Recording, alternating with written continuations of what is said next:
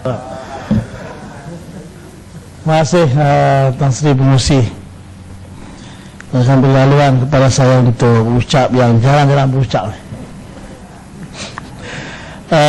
Kementerian Perdagangan Dalam Negeri, Koperasi dan Pengguna. Saya merujuk kepada 030300 Pendidikan dan Dasar. Seperti mana kita sudah maklum, kita menurut pihak kementerian dengan seriuslah buat kajian dari sudut pemakanan, khususnya pemakanan ringan dan pemakanan segera ini. Kalau pertamanya kesan kepada kesihatan rakyat, dan kalau ia sesuatu sekadar makanan ringan yang tidak ada protein, tidak ada manfaatnya, kita minta kementerian buat kajian secara menyeluruh dan maklum kepada rakyat supaya rakyat tidak menjadi mangsa kepada kuasa membeli tadi ni, khususnya makan-makan ringan lah di kedai-kedai runcit anak-anak kita pada sekolah, di kantin-kantin sekolah. Kadang-kadang kita tengok baju anak kita habis dengan makan ringan ni. Yang keduanya 030400 standard pengguna, iaitu keselamatan barang pengguna lah. Yang mana kita hari ini kita melihat bagaimana pelbagai produk makanan kesihatan, kurus badan dan sebagainya, kecantikan yang telah pun begitu memenuhi pasaran semasa. Cuma bagaimana hak keselamatan yang perlu dinilai oleh pihak kementerian supaya barang ini dapat dinilai. Dan hari ini kita dilihat dari sudut harga barang mahal ataupun kualiti barang. Dia sebut walaupun kualitinya baik tapi harganya murah, juga menjadi satu isu. Dianggap tidak ada kualiti sebab barangnya murah. Ada barangnya kualiti tapi barangnya tidak kualiti, harganya mahal. Dilihat baik sebab harganya mahal. Ini antara produk yang khususnya produk untuk kuruskan badan lah. Dan termasuk juga pakaian di pas-pasar raya. Kita melihat ini seolah menjadi macam gimmick antara kualiti dengan harga barang. Jadi yang kedua, mohon peningkatan kesedaran pengguna pada sentiasa ada bahagian kempen yang dijalankan oleh pihak kementerian supaya semasa kemasan rakyat dididik dengan pengguna tadi ni, bukan sekadar isu subsidi saja. Sering kali kerajaan membuat ungkapan kerajaan tambah 200 juta subsidi gula dan sebagainya, tapi kita juga mesti mendidik rakyat supaya memahami isu pengguna ini. Kemudian 070700 kempen beli barangan Malaysia. Saya ingin tahu ikut dalam maklumat saya ada hanya zaman Tuan Abdullah Badawi saja 19 Januari dikatakan itu antara kempen kebarangan beli barangan Malaysia. Beli barangan Malaysia pilihan bijak, tema lah. Kemudian menteri sekarang mengatakan pengguna patriotik. Itu antara tema-tema yang cuba nak diketengahkan. Cuma saya sebutnya barangan Malaysia ni banyak mana di pasaran. Kalau kita pergi pasar borong, kita pergi tengok sembarangan Cina lah, ataupun barangan Cina yang diubah brandnya kepada buatan Malaysia. Kita lihat barang ini apakah ada kualiti dia.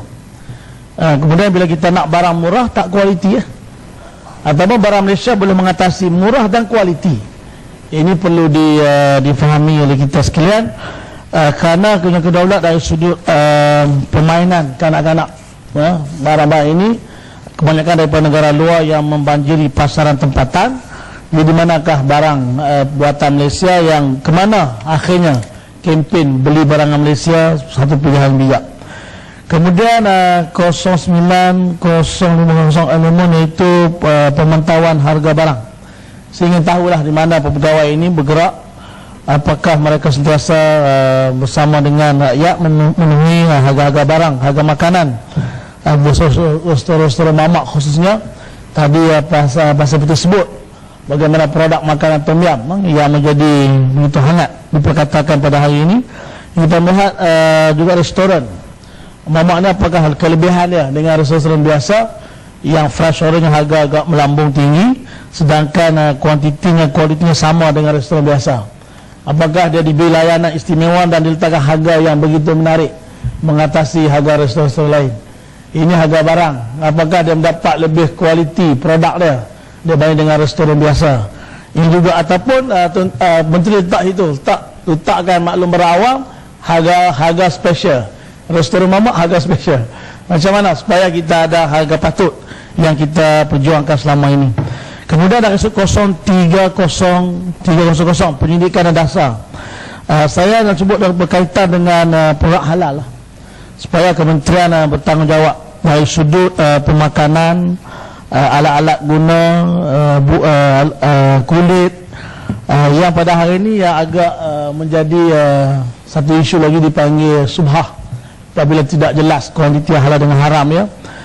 Sehingga ubat gigi dan shampoo dan sebagainya. Dan satu benda yang perlu dilihat, saya dipanggil seorang ustaz ubat gigi mukmin berkaitan dengan isu tulisan, ya, bukan dari segi produk tu. Tulisan mukmin itu kalau dilihat dari segi bahasa Arabnya, mim waw hamzah minun, dia adalah kalimah Al-Quran. Dia cuba minta saya berucap dalam dewan, tanya menteri, tengok kalau sekarang MUK MIN tak apa, tapi mim hamzah mim wa hamzah minun itu adalah kalimah Al-Quran dari kalimah alif minun amanah. Minta kementerian bagi jawapan, apakah sensitiviti itu tidak langsung dia ambil kira bila duduk dalam toilet, jatuh dalam toilet, melai, pijak oleh anak-anak, dia rasa agak sensitif lah kalau kalimah itu juga.